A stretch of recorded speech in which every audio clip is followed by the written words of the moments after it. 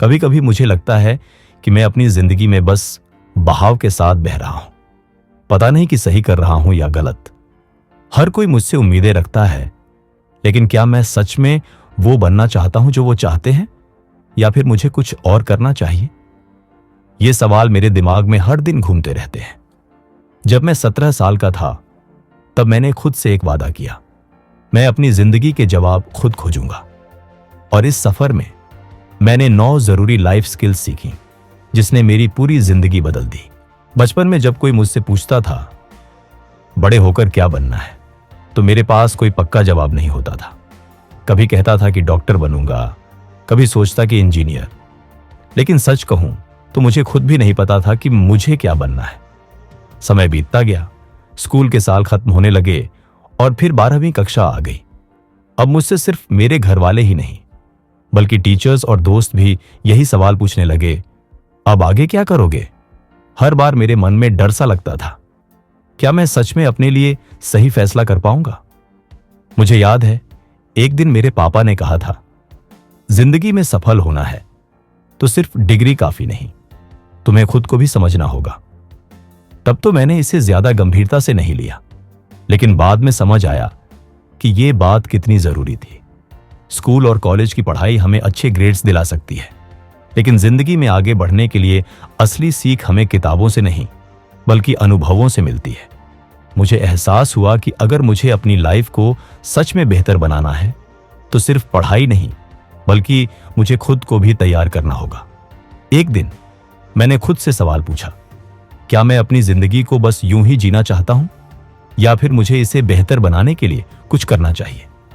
मैंने इंटरनेट पर रिसर्च करना शुरू किया, सेल्फ इंप्रूवमेंट पर किताबें पढ़नी शुरू की, और फिर एक दिन मुझे एक ऐसी चीज मिली जिसने मेरी सोच ही बदल दी। मैंने जाना कि सफल लोग सिर्फ पढ़ाई में ही अच्छे नहीं होते, बल्कि उनके पास कुछ खास स्किल्स होती हैं जो उन्हें जिंदगी में आगे ले जाती है। यह सिर्फ एक टैलेंट की बात नहीं थी, बल्कि ये वो चीजें थीं जो कोई भी सीख सकता है। मैंने इन्हें ध्यान से समझा और पाया कि ये 9 लाइफ स्किल्स सबसे जरूरी हैं। ये स्किल्स न सिर्फ करियर में, बल्कि हर जगह काम आती है, चाहे वो हमारा आत्मविश्वास हो, हमारी कम्युनिकेशन स्किल्स, या फिर मुश्किल हालात में खुद को संभालने की ताकत। मैंने तय कर लिया कि अब मैं इन्हें अपनी जिंदगी में अपनाऊंगा। शुरुआत आसान नहीं थी। मैं कई बार हारा, कई बार मुझसे गलतियां हुई, लेकिन हर बार मैंने कुछ नया सीखा। और आज जब मैं पीछे मुड़कर देखता हूं, तो मुझे लगता है कि अगर मैंने वो 9 लाइफ स्किल्स नहीं सीखी होती, तो शायद मैं अभी भी उसी उलझन में फंसा होता। इसलिए अगर आप भी मेरी तरह कभी कंफ्यूज रहे हैं, अगर आपको भी अपनी लाइफ में एक क्लियर डायरेक्शन चाहिए, तो यह कहानी आपके लिए है। मैं आपको अपने सफर के बारे में बताऊंगा, उन संघर्षों के बारे में जो मैंने झेले, और उन सीक्रेट्स के बारे में जो मेरी जिंदगी बदल गए। तो चलिए मेरे साथ इस सफर पर चलिए, जहां हम साथ मिलकर इन 9 जरूरी स्किल्स को समझेंगे और सीखेंगे कि कैसे हम अपनी लाइफ को बेहतर बना सकते हैं। क्या आप तैयार हैं? Skill 1, self awareness. तू खुद को कितना जानता है? करण के इस सवाल ने मुझे अंदर तक हिला दिया था। मैं सोच में पड़ गया, क्या मैं सच में जानता हूं कि मैं कौन हूं? मुझे क्या पसंद है? मेरी ताकतें और कमजोरियां क्या हैं? मैंने कभी खुद से ये सवाल नहीं पूछे थे। बस जिंदगी उसी रफ्तार में चल रही थी जैसे बाकी सबकी। लेकिन उस दिन मुझे एहसास हुआ कि जब तक मैं खुद को ठीक से नहीं समझूंगा, तब तक मैं अपनी लाइफ को बेहतर नहीं बना सकता। आत्म जागरूकता का मतलब सिर्फ ये नहीं होता कि आपको अपनी पसंद नापसंद पता हो। इसका मतलब होता है अपने इमोशंस, अपनी सोच और अपने बिहेवियर को समझना। मैंने इंटरनेट पर रिसर्च की और जाना कि दुनिया के सबसे सफल लोग इस स्किल को सबसे ज्यादा इंपॉर्टेंस देते हैं। आत्म जागरूकता सिर्फ एक टूल नहीं, बल्कि हमारी पूरी लाइफ की क्वालिटी को डिफाइन करने वाली चीज है। एक दिन मैंने एक नोटबुक ली और खुद से सवाल पूछने लगा, मुझे सबसे ज्यादा खुशी कब मिलती है? मैं किस काम में सबसे अच्छा हूं? मुझे किस चीज से डर लगता है? मेरी सबसे बड़ी गलती क्या रही है? ये सवाल आसान नहीं थे, लेकिन जब मैंने इनके जवाब लिखने शुरू किए तो मेरी आंखें खुलने लगीं। मुझे अपनी स्ट्रेंथ्स और वीकनेस का अंदाजा होने लगा। मैंने गौर किया कि मैं छोटी छोटी चीजों पर जल्दी गुस्सा कर जाता हूं। फिर सोचा कि ऐसा क्यों होता है, और मुझे एहसास हुआ कि जब भी मुझे लगता है कि कोई मेरी बात नहीं सुन रहा, तब मुझे गुस्सा आता है। इसका मतलब था कि मुझे अटेंशन की जरूरत थी। यह मेरे बिहेवियर का एक पैटर्न था जिसे मैंने पहले कभी नोटिस ही नहीं किया था। जब हमें अपनी आदतों और इमोशंस का पैटर्न समझ आता है, तभी हम उन्हें कंट्रोल कर सकते हैं। सेल्फ अवेयरनेस का एक और बड़ा फायदा यह हुआ कि मैंने अपनी असली पसंद नापसंद पहचाननी शुरू कर दी। पहले मैं दूसरों की देखा देखी अपने करियर और लाइफ के डिसीजंस ले रहा था, लेकिन अब जब भी कोई ऑप्शन सामने आता तो मैं खुद से पूछता, क्या मैं इसे दिल से करना चाहता हूं? और यकीन मानिए, इससे मेरी लाइफ में क्लैरिटी आनी शुरू हो गई। एक दिन मैंने एक एक्सपेरिमेंट किया। मैंने 24 घंटे तक अपने हर इमोशन को नोट किया। जब खुश हुआ, क्यों हुआ? जब दुखी हुआ, क्यों हुआ? जब गुस्सा आया, किस वजह से आया? ये छोटे छोटे ऑब्जर्वेशन मेरी लाइफ को बदल रहे थे। मैंने समझा कि मैं किन चीजों पर ओवर रिएक्ट करता हूं, कौन सी बातें मेरे अंदर नेगेटिविटी लाती हैं और किन चीजों से मैं पॉजिटिव फील करता हूं। सेल्फ अवेयरनेस का मतलब यह भी है कि आप खुद को जज किए बिना अपने इमोशंस को एक्सेप्ट करें। मैंने खुद को धीरे धीरे एक्सेप्ट करना सीखा। मैंने अपनी वीकनेस को कमजोरी नहीं, बल्कि एक इंप्रूवमेंट पॉइंट की तरह देखना शुरू किया। मुझे एहसास हुआ कि जब तक हम खुद को जज करते रहेंगे, तब तक हम आगे नहीं बढ़ सकते। एक बहुत जरूरी चीज जो मैंने सीखी, फीडबैक लेना। पहले जब कोई मेरी आलोचना करता था तो मुझे बुरा लगता था, लेकिन जब मैंने खुद को समझना शुरू किया तो मुझे एहसास हुआ कि कंस्ट्रक्टिव फीडबैक से हम और बेहतर बन सकते हैं।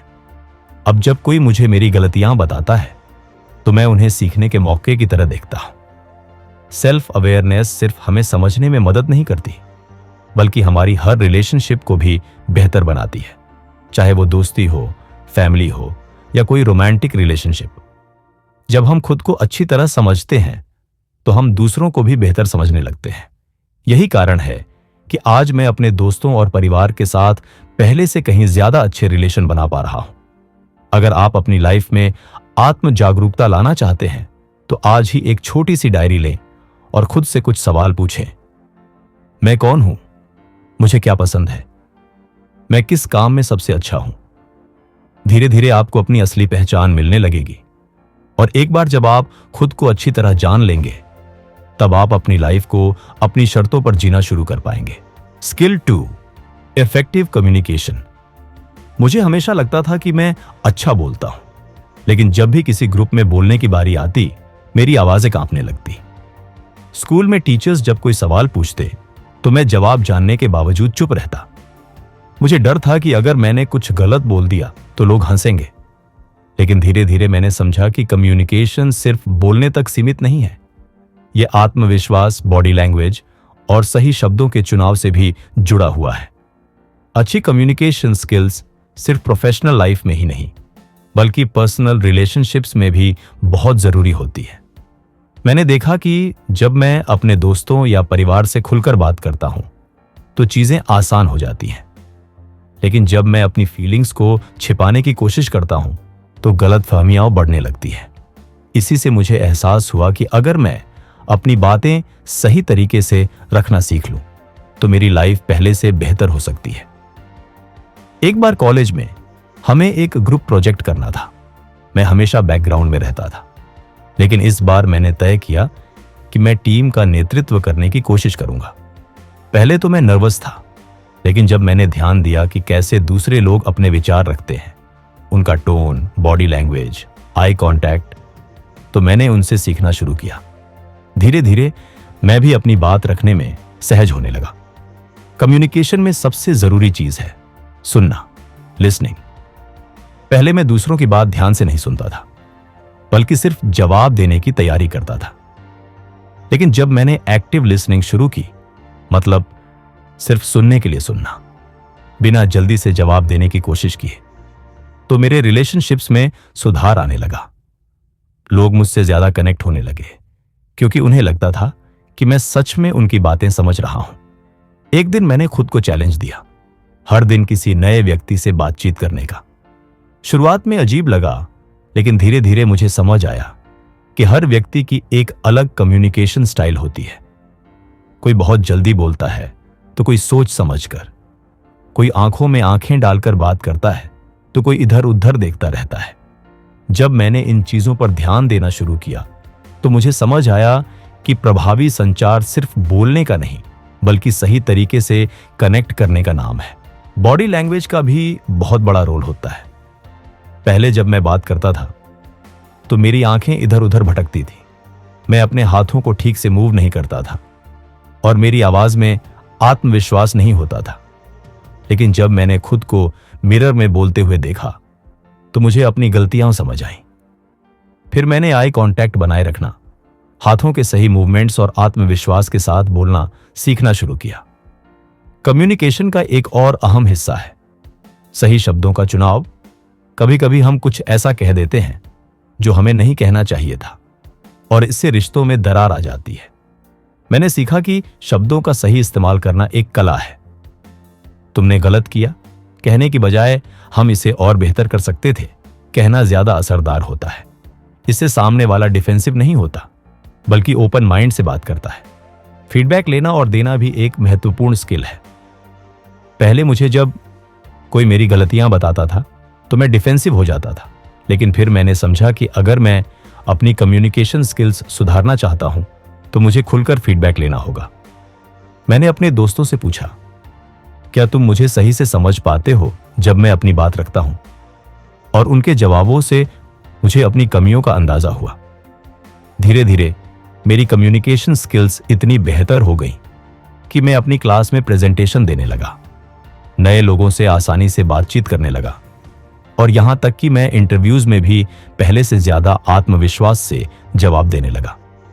अब जब भी कोई नया चैलेंज आता है तो मैं खुद से कहता हूं, अगर तुम अपनी बात सही से रख सकते हो तो तुम कुछ भी हासिल कर सकते हो।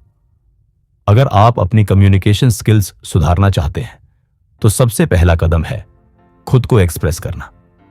अपने विचारों को खुलकर रखने की आदत डालें, लोगों को ध्यान से सुने, अपनी बॉडी लैंग्वेज पर ध्यान दें और हर दिन नए लोगों से बातचीत करने की कोशिश करें। याद रखें, अच्छा कम्युनिकेशन सिर्फ एक स्किल नहीं बल्कि आपकी पूरी पर्सनैलिटी को निखारने का सबसे बड़ा हथियार है। Skill 3, critical thinking. जब भी कोई मुझसे कहता था अपनी सोच को तेज बनाओ तो मुझे समझ नहीं आता था कि इसका असली मतलब क्या है। क्या इसका मतलब है कि हर चीज को जल्दी जल्दी समझना या फिर हर बात को अलग नजरिए से देखना?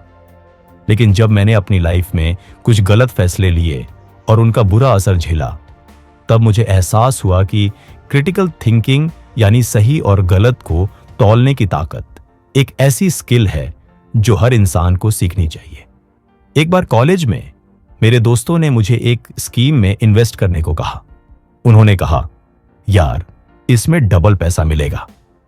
मैंने बिना ज्यादा सोचे समझे पैसे लगा दिए। कुछ हफ्तों बाद जब मैंने अपना पैसा वापस मांगा तो मुझे पता चला कि वह एक फ्रॉड था। तब मुझे समझ आया कि मैंने बिना सोचे समझे कोई भी फैसला ले लिया था और मुझे इसे लेकर ज्यादा रिसर्च करनी चाहिए थी।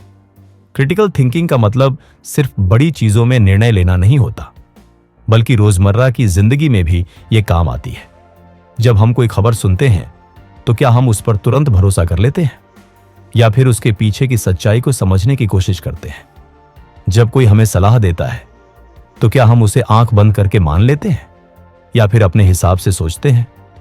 मैंने सीखा कि हर बात को दोबारा परखना जरूरी होता है।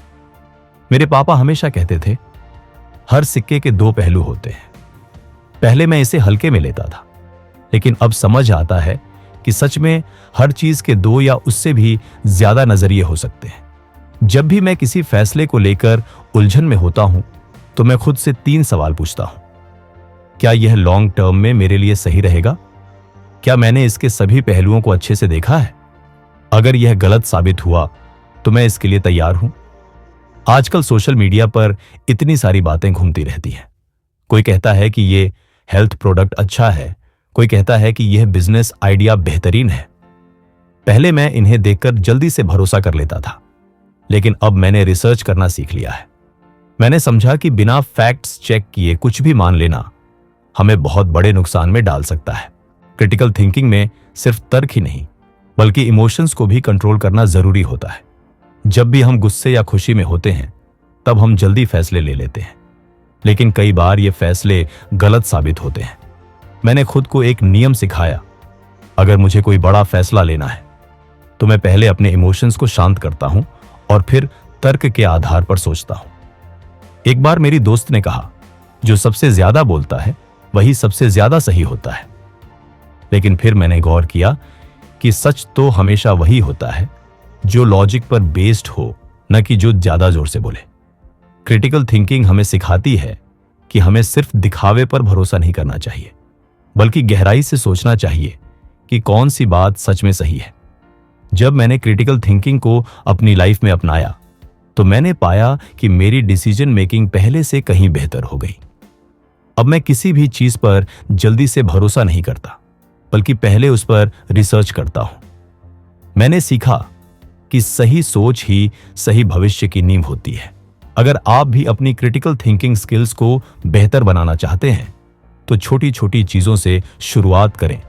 हर जानकारी पर सवाल उठाएं, सही और गलत दोनों पक्षों को देखें, अपनी सोच को लॉजिक और फैक्ट से मजबूत बनाएं, भावनाओं में बहकर जल्दी निर्णय लेने से बचें। क्रिटिकल थिंकिंग न सिर्फ हमें गलत फैसलों से बचाती है बल्कि हमें एक जिम्मेदार और समझदार इंसान भी बनाती है।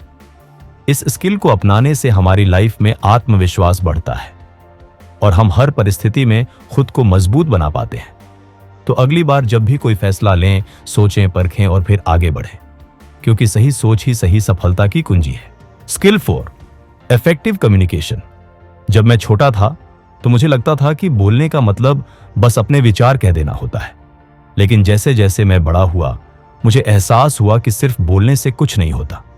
सामने वाला समझ रहा है या नहीं, यह ज्यादा मायने रखता है। जब पहली बार मैंने किसी इंटरव्यू में अच्छा जवाब देने की कोशिश की लेकिन मेरी आवाज कांप रही थी, तब मुझे समझ आया कि कम्युनिकेशन सिर्फ शब्दों का खेल नहीं बल्कि आत्मविश्वास और स्पष्टता की कला है। मुझे याद है जब कॉलेज में मैंने एक प्रेजेंटेशन दिया तो मेरे दोस्त हंस रहे थे। मैंने बहुत मेहनत की थी, लेकिन जब बोलने की बारी आई तो मेरी आवाज धीमी थी, मेरी बॉडी लैंग्वेज कमजोर थी और मैं बार बार अटक रहा था। तब मेरे प्रोफेसर ने कहा, कम्युनिकेशन का मतलब सिर्फ सही बातें कहना नहीं बल्कि इस तरह कहना है कि लोग उसे महसूस करें और समझें। प्रभावी कम्युनिकेशन के 3 सबसे जरूरी पहलू होते हैं। स्पष्टता, क्लैरिटी। आप जो कहना चाहते हैं क्या वह सीधा और साफ है? आत्मविश्वास, कॉन्फिडेंस। क्या आप अपनी बात पूरे विश्वास के साथ कह रहे हैं? सुनने की कला, लिसनिंग स्किल्स। क्या आप सिर्फ बोल रहे हैं या सामने वाले को समझने की भी कोशिश कर रहे हैं? मेरे दोस्त करण को हमेशा लोगों से बात करने में दिक्कत होती थी। वह जब भी किसी से बात करता उसकी आवाज बहुत हल्की होती और वह आंखों में आंखें डालकर बात नहीं कर पाता था।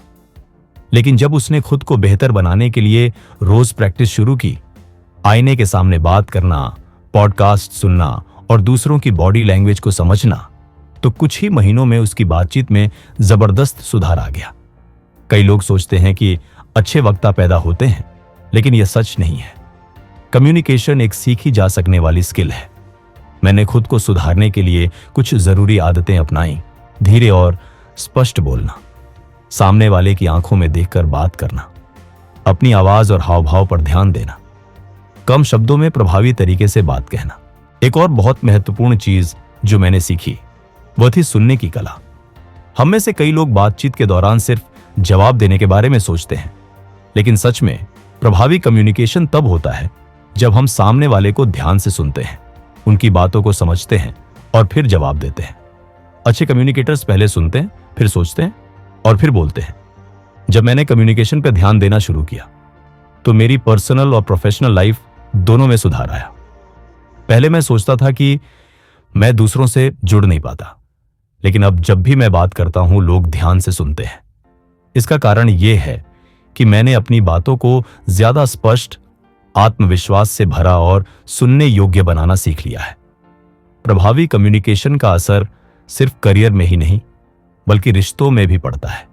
अगर आप अपने दोस्तों, परिवार या पार्टनर के साथ बेहतर तरीके से संवाद कर पाते हैं तो आपके रिश्ते और मजबूत होते हैं। कई बार गलतफहमियां सिर्फ इसलिए होती हैं क्योंकि लोग अपनी बात को ठीक से कह नहीं पाते या सामने वाले की बात को समझ नहीं पाते।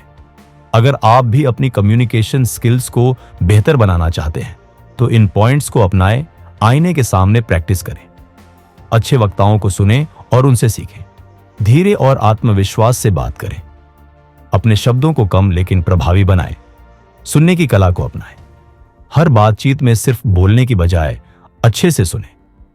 कम्युनिकेशन एक ऐसी स्किल है जो हर क्षेत्र में मदद करती है, करियर, रिश्ते, दोस्ती और यहां तक कि आत्मसम्मान में भी। अगर आप सीख जाते हैं कि अपनी बात सही तरीके से कैसे रखनी है तो आप जीवन में किसी भी स्थिति को संभाल सकते हैं। तो याद रखें, बात करना ही सब कुछ नहीं होता, सही तरीके से बात करना ही असली सफलता की कुंजी है। Skill 5, emotional intelligence. कई बार ऐसा होता था कि छोटी छोटी बातों पर मेरा मूड खराब हो जाता था। अगर कोई मेरी बात काट देता तो मैं गुस्सा हो जाता, अगर कोई मजाक उड़ाता तो मुझे बुरा लग जाता। लेकिन एक दिन मेरे दोस्त करण ने मुझसे कहा, अगर तुम अपनी भावनाओं को नहीं संभाल सकते तो दुनिया तुम्हें कंट्रोल करेगी और तुम खुद को खो दोगे। उस दिन मुझे एहसास हुआ कि भावनात्मक बुद्धिमत्ता यानी इमोशनल इंटेलिजेंस EI सिर्फ एक शब्द नहीं बल्कि एक ऐसी स्किल है जो हमारी पूरी जिंदगी बदल सकती है। भावनात्मक बुद्धिमत्ता का मतलब है अपनी और दूसरों की भावनाओं को समझना, उन्हें सही तरीके से मैनेज करना और सही समय पर सही प्रतिक्रिया देना। जब मैंने इस पर रिसर्च करना शुरू किया तो मुझे एहसास हुआ कि सभी सफल लोग इस स्किल में माहिर होते हैं। वे जानते हैं कि किस स्थिति में कैसे रिएक्ट करना है, कब शांत रहना है और कब अपनी बात मजबूती से रखनी है। मुझे याद है जब एक बार मेरी एक प्रेजेंटेशन बुरी तरह फ्लॉप हो गई थी। मेरा मन बहुत खराब था, लेकिन मेरे प्रोफेसर ने कहा, अगर तुम अपनी असफलता से सीख सको तो यही असली जीत है। उसी दिन मैंने तय कर लिया कि मैं अपनी भावनाओं को बेहतर तरीके से समझने की कोशिश करूंगा। मैंने पाया कि इमोशनल इंटेलिजेंस के 4 मुख्य पहलू होते हैं। सेल्फ अवेयरनेस, आत्म जागरूकता, अपनी भावनाओं को पहचानना और स्वीकार करना। सेल्फ रेगुलेशन, आत्मनियंत्रण, अपने गुस्से, डर और चिंता को सही दिशा में ले जाना। एम्पैथी, हमदर्दी, दूसरों की भावनाओं को समझना और महसूस करना। सोशल स्किल्स, सामाजिक कुशलता, दूसरों से अच्छे संबंध बनाना और सही तरह से संवाद करना। पहला कदम सेल्फ अवेयरनेस यानी खुद को समझना है। मैंने खुद से सवाल पूछना शुरू किया, मुझे कब गुस्सा आता है, किस बात पर मैं दुखी हो जाता हूं, क्या मेरी भावनाएं किसी बाहरी चीज पर निर्भर करती हैं। जब मैंने अपनी भावनाओं को लिखना शुरू किया तो मैंने खुद को पहले से बेहतर समझना शुरू कर दिया।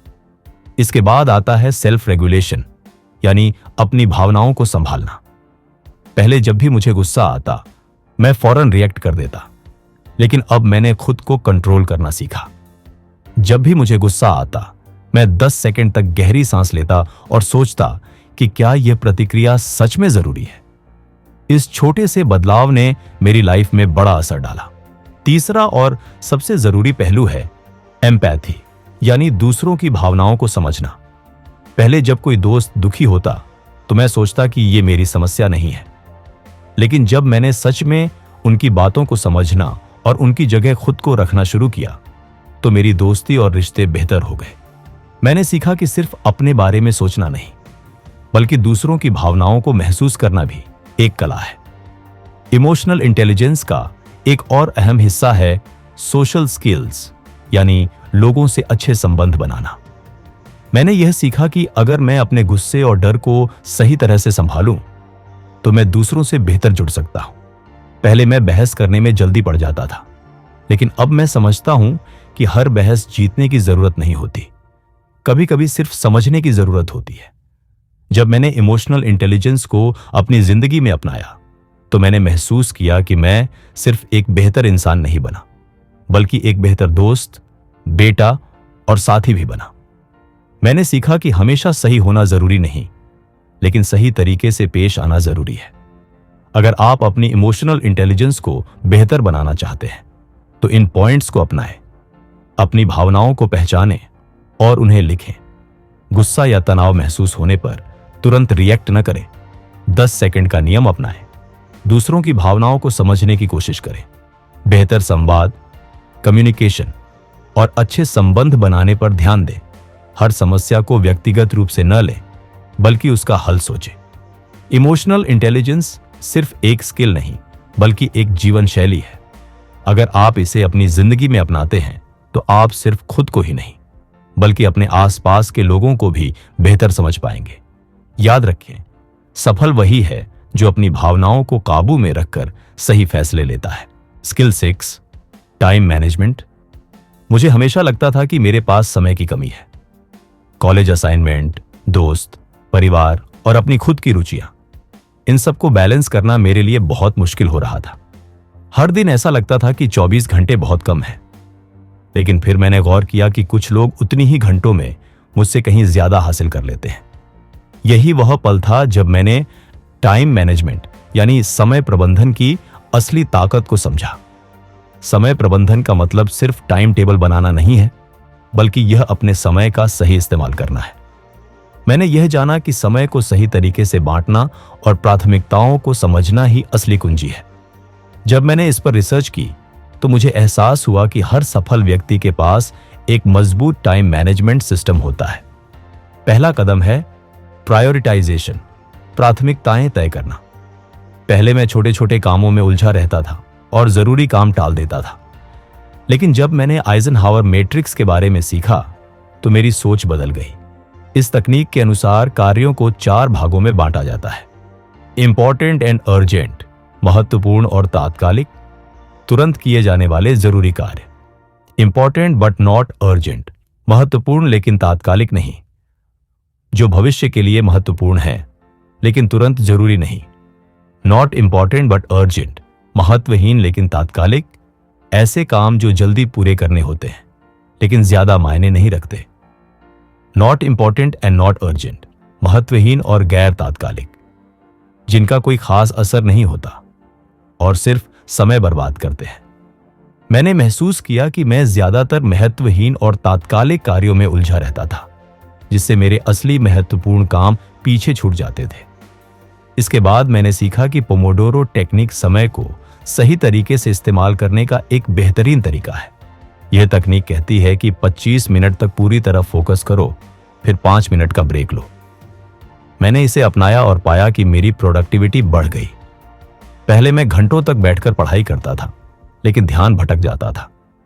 अब मैं छोटे छोटे सेशंस में काम करता हूं, जिससे मेरा दिमाग ज्यादा एक्टिव रहता है। टाइम ब्लॉकिंग, समय को ब्लॉक करना भी एक जबरदस्त तकनीक है। जब मैंने देखा कि बड़े बिजनेस लीडर्स अपने समय का इस्तेमाल कितनी सटीकता से करते हैं, तो मैंने भी यह तरीका अपनाया। मैंने अपने पूरे दिन को छोटे छोटे ब्लॉक्स में बांट दिया। सुबह पढ़ाई, दोपहर एक्सरसाइज, शाम को दोस्तों से मिलना, रात को खुद के लिए समय। इससे मेरा दिन और ज्यादा प्रोडक्टिव हो गया। फिर आया सबसे कठिन हिस्सा, प्रोक्रेस्टिनेशन। पहले मैं हमेशा मुश्किल कामों को टाल देता था, लेकिन फिर मैंने जाना कि टाल मटोल सिर्फ डर और अनिश्चितता की वजह से होती है। मैंने 2 मिनट का नियम अपनाया। अगर कोई काम 2 मिनट में हो सकता है तो उसे तुरंत करो। इससे मेरी आदत बदल गई और छोटे छोटे कामों को मैं तुरंत करने लगा। इसके अलावा मैंने सीखा कि मॉर्निंग रूटीन दिन भर की प्रोडक्टिविटी तय करती है। पहले मैं सुबह देर से उठता था और पूरा दिन अस्त व्यस्त रहता था, लेकिन जब मैंने अपनी सुबह की शुरुआत मेडिटेशन, एक्सरसाइज और पढ़ाई से की तो मेरा पूरा दिन ज्यादा एनर्जेटिक और व्यवस्थित लगने लगा। डिस्ट्रैक्शंस टाइम मैनेजमेंट का सबसे बड़ा दुश्मन है। मैंने गौर किया कि मोबाइल, सोशल मीडिया और टीवी मुझे घंटों तक व्यस्त रखते थे, लेकिन इनसे कुछ खास हासिल नहीं होता था। इसलिए मैंने डिजिटल डिटॉक्स का तरीका अपनाया। अपने फोन को काम के दौरान साइलेंट मोड पर रखना और सोशल मीडिया का एक फिक्स समय तय करना। इससे मेरी फोकस करने की क्षमता बढ़ गई। अगर आप भी अपने समय का बेहतर इस्तेमाल करना चाहते हैं तो इन टिप्स को अपनाएं। अपनी प्राथमिकताएं तय करें और महत्वपूर्ण कार्यों पर पहले ध्यान दें। पोमोडोरो टेक्निक और टाइम ब्लॉकिंग का इस्तेमाल करें। मॉर्निंग रूटीन को बेहतर बनाएं। और दिन की शुरुआत प्रोडक्टिव तरीके से करें। डिस्ट्रैक्शंस को कम करें और सोशल मीडिया पर कम समय बिताएं। 2 मिनट का नियम को अपनाएं और छोटे कामों को तुरंत करें। समय सबसे अनमोल संसाधन है और जो इसे सही तरीके से इस्तेमाल करना सीख जाता है वही सफलता की ऊंचाइयों को छूता है। अगर आप भी टाइम मैनेजमेंट की कला में माहिर हो जाते हैं तो आप अपनी जिंदगी में किसी भी लक्ष्य को हासिल कर सकते हैं। याद रखें, बिजी होना और प्रोडक्टिव होना दोनों अलग अलग चीजें हैं। समय को बुद्धिमानी से इस्तेमाल करें और अपनी सफलता की कहानी खुद लिखें। Skill 7, decision making. एक समय की बात है जब मैं बहुत ही असमंजस में था। छोटे छोटे फैसले भी मुझे डराने लगे थे। कौन सा करियर चुनूं, कौन सी नौकरी सही होगी, कौन सा अवसर मेरे लिए सबसे अच्छा रहेगा। हर बार जब कोई निर्णय लेना होता तो मैं इसे टाल देता या फिर दूसरों पर निर्भर रहने लगता। लेकिन जब मैंने सफल लोगों की कहानियां पढ़ी तो मुझे एहसास हुआ कि निर्णय लेने की क्षमता, डिसीजन मेकिंग ही उनकी सफलता का सबसे बड़ा कारण थी। पहली बात जो मैंने सीखी वह यह थी कि एक अच्छा निर्णय लेने के लिए क्लैरिटी जरूरी है। जब हम किसी फैसले को लेकर कंफ्यूज होते हैं तो इसका कारण यह होता है कि हमारे पास सही जानकारी नहीं होती या फिर हम अपने डर से घिरे रहते हैं। इसलिए मैंने सीखा कि किसी भी निर्णय से पहले अपने लक्ष्य को स्पष्ट कर लेना चाहिए। अगर हमें पता होगा कि हम क्या चाहते हैं तो निर्णय लेना बहुत आसान हो जाएगा। फिर मैंने 10-10-10 नियम के बारे में पढ़ा। यह नियम कहता है कि जब भी कोई बड़ा निर्णय लेना हो तो खुद से 3 सवाल पूछो। इस निर्णय का असर 10 मिनट बाद क्या होगा? इस निर्णय का असर 10 महीने बाद क्या होगा? इस निर्णय का असर 10 साल बाद क्या होगा? जब मैंने इसे अपनी लाइफ में अपनाया तो मैंने महसूस किया कि हम अक्सर तात्कालिक भावनाओं में बहकर फैसले ले लेते हैं, लेकिन हमें दीर्घकालिक दृष्टिकोण रखना चाहिए। एक और जरूरी तकनीक है फायदे और नुकसान की सूची बनाना। पहले जब भी मुझे कोई निर्णय लेना होता तो मैं सिर्फ भावनाओं के आधार पर सोचता था, लेकिन जब मैंने फायदे और नुकसान को लिखना शुरू किया तो मेरे फैसले ज्यादा लॉजिकल और व्यावहारिक हो गए। जब मैंने कॉलेज बदलने का सोचा तो इस तकनीक ने मेरी मदद की। मैंने सभी पॉजिटिव और नेगेटिव पॉइंट्स को देखा और फिर सही निर्णय लिया। लेकिन निर्णय लेना हमेशा तर्कसंगत नहीं होता। कई बार हमें अपने इंस्टिंक्ट्स, सिक्स्थ सेंस पर भी भरोसा करना पड़ता है। मैंने यह सीखा कि जब हम बार बार किसी चीज के बारे में सोच रहे होते हैं तो हमारा सबकॉन्शियस माइंड पहले ही जवाब जानता होता है। इसीलिए कई सफल लोग बड़े फैसले लेते समय अपनी गट फीलिंग पर भरोसा करते हैं। एक बड़ी समस्या जो हम सब फेस करते हैं वह है एनालिसिस पैरालिसिस, बहुत ज्यादा सोचने की समस्या। जब हमारे पास बहुत ज्यादा जानकारी होती है तो हम इतना सोचते हैं कि आखिर में कोई निर्णय ही नहीं ले पाते। Perfection is the enemy of progress, यानी अगर हम हर चीज परफेक्ट होने का इंतजार करेंगे तो कभी आगे नहीं बढ़ पाएंगे। इसलिए मैंने यह सीखा कि कभी कभी 70% जानकारी ही सही निर्णय लेने के लिए काफी होती है। 5 सेकंड रूल एक और जबरदस्त तकनीक है जिसे मेल रॉबिन्स ने बताया है। इस तकनीक के अनुसार जब भी आपको कोई निर्णय लेना हो तो 5 सेकंड के अंदर उस पर एक्शन लेना शुरू कर दो। यह नियम खासकर तब कारगर होता है जब हमें आलस आ रहा हो या फिर हम अपने डर की वजह से कोई कदम नहीं उठा रहे हो। फिर आता है रिस्क असेसमेंट, जोखिम का आंकलन करना। हर निर्णय में थोड़ा बहुत रिस्क होता है, लेकिन हमें यह समझना होगा कि कौन सा रिस्क लेना सही है और कौन सा नहीं। मैंने यह सीखा कि अगर कोई रिस्क हमारे जीवन को पूरी तरह से बदल सकता है और हमारे पास बैकअप प्लान नहीं है तो उसे लेने से पहले सोचना चाहिए। लेकिन अगर रिस्क से हमें सीखने को मिलेगा और हमारे पास दूसरा विकल्प है तो हमें आगे बढ़ना चाहिए।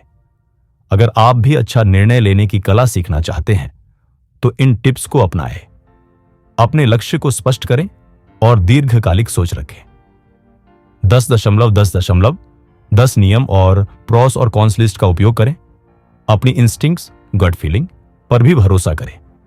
एनालिसिस पैरालिसिस से बचें और जल्दी निर्णय लें। 5 सेकंड रूल अपनाएं और तुरंत एक्शन लें। जोखिम का सही मूल्यांकन करें और जरूरत पड़ने पर रिस्क लें। अच्छे निर्णय लेने की क्षमता ही जीवन में सफलता और असफलता के बीच का अंतर तय करती है। जो लोग तेजी से और सही निर्णय लेते हैं वही आगे बढ़ते हैं। इसीलिए अगली बार जब आपको कोई महत्वपूर्ण निर्णय लेना हो तो डरें नहीं, सोचें, प्लान करें और तुरंत एक्शन लें।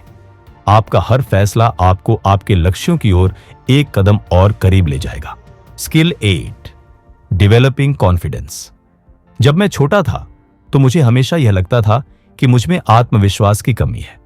स्कूल में अगर मुझे किसी सवाल का जवाब पता भी होता तो भी मैं हाथ उठाने से हिचकिचाता। दोस्तों के बीच मैं अपनी राय रखने में डरता था। लेकिन जब मैंने आत्मविश्वास को गहराई से समझा तो मुझे एहसास हुआ कि यह कोई जादू नहीं है, बल्कि एक सीखी जा सकने वाली कला है। आत्मविश्वास विकसित करने का पहला कदम है खुद को पहचानना। जब तक हमें खुद की क्षमताओं और कमजोरियों का सही अंदाजा नहीं होगा, तब तक हम आत्मविश्वास महसूस नहीं कर सकते। मैंने खुद से यह सवाल पूछना शुरू किया कि मैं किस चीज में अच्छा हूं और किन क्षेत्रों में सुधार की जरूरत है। यह आत्मविश्लेषण मेरे आत्मविश्वास बढ़ाने की दिशा में पहला कदम था। दूसरी महत्वपूर्ण बात जो मैंने सीखी वह यह थी कि आत्मविश्वास सिर्फ सोचने से नहीं आता, बल्कि उसे व्यवहार में लाना पड़ता है। मैंने छोटे छोटे कदम उठाने शुरू किए, अपने दोस्तों के सामने अपनी राय रखी, क्लास में सवाल पूछे और धीरे धीरे सार्वजनिक रूप से बोलने की आदत डाली। जैसे जैसे मैं इन चुनौतियों का सामना करता गया, मेरा आत्मविश्वास बढ़ता गया। हमारी बॉडी लैंग्वेज भी आत्मविश्वास को प्रभावित करती है। पहले मैं हमेशा झुका हुआ चलता था, आंखों में झिझक होती थी और आवाज कमजोर लगती थी। लेकिन जब मैंने सीखा कि आत्मविश्वास दिखाने के लिए सीधा खड़ा होना, आंखों में आंखें डालकर बात करना और स्पष्ट आवाज में बोलना जरूरी है, तो मेरी उपस्थिति खुद ब खुद प्रभावशाली लगने लगी। आत्मविश्वास बढ़ाने का एक और तरीका है खुद से सकारात्मक बातें करना। मैंने महसूस किया कि जब भी मैं कोई बड़ा कदम उठाने की कोशिश करता तो मेरे दिमाग में नकारात्मक विचार आने लगते। तू यह नहीं कर सकता, लोग क्या सोचेंगे। लेकिन जब मैंने इसे बदलकर खुद से कहना शुरू किया, मैं यह कर सकता हूं, मैं सक्षम हूं, तो मेरी मानसिकता बदलने लगी और मेरा आत्मविश्वास मजबूत होता गया। एक बड़ा कारण जिससे आत्मविश्वास कमजोर होता है वह है असफलता का डर। जब तक मैं असफलता को एक बाधा की तरह देखता रहा, तब तक मैं बड़े फैसले लेने से डरता रहा। लेकिन जब मैंने सफल लोगों की कहानियां पढ़ी तो समझ आया कि वे भी कई बार असफल हुए हैं। असफलता कोई अंत नहीं है, बल्कि यह सीखने और आगे बढ़ने का जरिया है। जब मैंने इसे अपनाया तो मेरी हिचकिचाहट कम हो गई। आत्मविश्वास बढ़ाने का एक और महत्वपूर्ण तरीका है ज्ञान बढ़ाना। जब हमें किसी विषय की अच्छी समझ होती है तो हम उस पर मजबूती से बोल पाते हैं। पहले जब भी मैं किसी विषय पर चर्चा करता था तो मुझे डर लगता था कि मेरी बात गलत हो सकती है। लेकिन जब मैंने ज्यादा पढ़ाई की, किताबें पढ़ी, रिसर्च की, तो मेरा ज्ञान बढ़ा और साथ ही मेरा आत्मविश्वास भी। अपने आसपास सही लोगों का होना भी आत्मविश्वास को प्रभावित करता है। जब हम ऐसे लोगों के बीच होते हैं जो हमें नीचा दिखाते हैं या हमारी कमियां निकालते हैं तो हमारा आत्मविश्वास कम हो जाता है। लेकिन जब हम सकारात्मक, प्रेरणादायक और सहायक लोगों के बीच होते हैं तो हमारा आत्मविश्वास अपने आप बढ़ने लगता है। छोटे लक्ष्य बनाकर उन्हें पूरा करना भी आत्मविश्वास को मजबूत करता है। जब भी हम किसी छोटे लक्ष्य को पूरा करते हैं तो हमें खुद पर भरोसा बढ़ता है। मैंने यह सीखा कि हर दिन कुछ नया सीखना, कोई नया कौशल विकसित करना और अपनी सफलता को सेलिब्रेट करना आत्मविश्वास को बनाए रखने के लिए बहुत जरूरी है। आत्मविश्वास एक ऐसी शक्ति है जो किसी भी व्यक्ति को साधारण से असाधारण बना सकती है। यह कोई जन्मजात गुण नहीं है, बल्कि इसे मेहनत, सही मानसिकता और निरंतर अभ्यास से विकसित किया जा सकता है। अगर आप भी आत्मविश्वास से भरपूर बनना चाहते हैं तो खुद पर विश्वास रखें, गलतियों से सीखें और अपने डर का सामना करें। यही सफलता की असली कुंजी है। Skill 9, leadership. जब मैं छोटा था तो मुझे लगता था कि लीडरशिप सिर्फ बड़े बड़े नेताओं और बिजनेस टाइकून के लिए होती है। मुझे यह समझ नहीं आता था कि लीडरशिप का मेरी जिंदगी से क्या लेना देना है। लेकिन जैसे जैसे मैं बड़ा हुआ, मुझे एहसास हुआ कि लीडरशिप केवल एक पद या पावर का नाम नहीं है, बल्कि यह एक माइंडसेट है। हर इंसान को अपने जीवन में कभी ना कभी किसी न किसी रूप में लीडरशिप करनी ही पड़ती है, चाहे वह खुद की जिंदगी हो, परिवार हो, दोस्तों का ग्रुप हो या फिर कोई टीम हो। लीडरशिप की सबसे पहली सीख मुझे तब मिली जब मेरे स्कूल में एक ग्रुप प्रोजेक्ट दिया गया। हमारे ग्रुप में सभी लोग अलग अलग राय रखते थे, कोई भी एक दूसरे से सहमत नहीं था। टीम में बहस और विवाद होने लगे और प्रोजेक्ट अधूरा रह गया। तभी मैंने समझा कि एक अच्छा लीडर वही होता है जो सबको साथ लेकर चल सके। मैंने उस प्रोजेक्ट को संभालने की कोशिश की, सबकी राय सुनी, काम बांटा और टीम को एक लक्ष्य पर फोकस करवाया। यह मेरी पहली लीडरशिप एक्सपीरियंस थी, जिसने मुझे सिखाया कि एक लीडर को अच्छा कम्युनिकेटर और विजनरी होना चाहिए। एक और बहुत जरूरी चीज जो मैंने सीखी वह थी लीडरशिप बाय एग्जाम्पल, दूसरों के लिए उदाहरण बनकर नेतृत्व करना।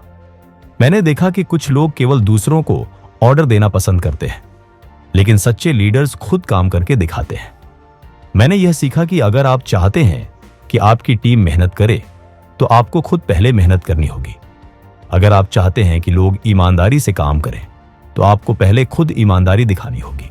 लीडरशिप केवल आदेश देने के बारे में नहीं है, बल्कि दूसरों को प्रेरित करने के बारे में है। एक अच्छा लीडर वह होता है जो अपने लोगों की क्षमता को पहचानता है और उन्हें आगे बढ़ने के मौके देता है। मैंने यह सीखा कि जब आप दूसरों में आत्मविश्वास जगाते हैं तो वे अपने बेस्ट परफॉर्मेंस देने लगते हैं। एक और जरूरी लीडरशिप स्किल है डिसीजन मेकिंग, निर्णय लेने की क्षमता।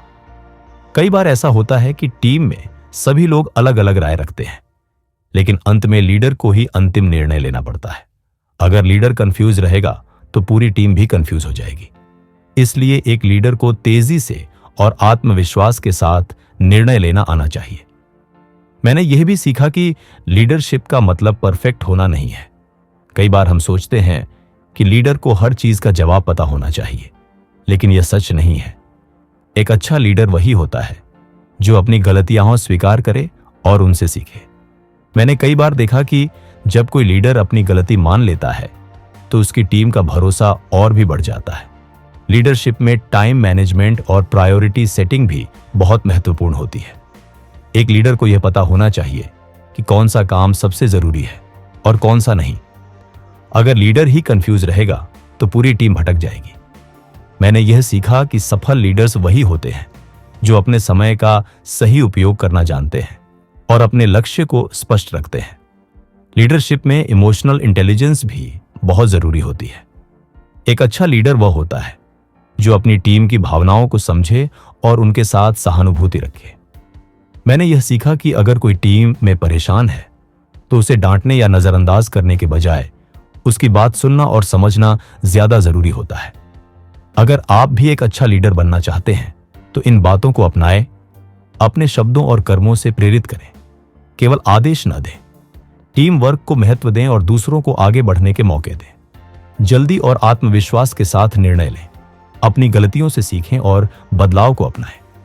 अपनी टीम की भावनाओं को समझें और एक पॉजिटिव वातावरण बनाएं। लीडरशिप सिर्फ पावर या पद का नाम नहीं है, ये एक जिम्मेदारी है जो हमें अपने और दूसरों के जीवन को बेहतर बनाने का मौका देती है।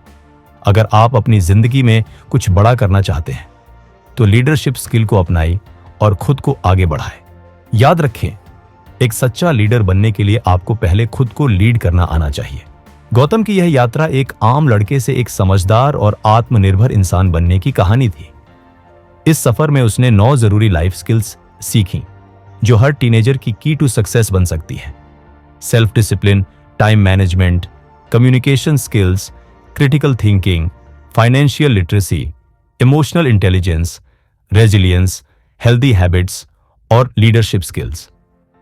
इन स्किल्स ने न सिर्फ उसे अपनी लाइफ में आगे बढ़ने में मदद की, बल्कि उसे एक बेहतर इंसान भी बनाया। अगर आप भी अपनी जिंदगी में कुछ बड़ा हासिल करना चाहते हैं तो इन स्किल्स को अपनाइए और अपनी सफलता की राह खुद बनाइए। अगर आपको यह बुक समरी प्रेरणादायक लगी तो इसे अपने दोस्तों और परिवार के साथ शेयर करें ताकि वे भी इन जरूरी स्किल्स को सीख सकें। साथ ही ऐसी ही और प्रेरणादायक कहानियां और लाइफ चेंजिंग टिप्स के लिए हमारे चैनल को सब्सक्राइब करना न भूलें। मिलते हैं अगले वीडियो में। तब तक याद रखिए, आप अपनी लाइफ के लीडर हैं। अपनी जिंदगी को अपने तरीके से बनाइए।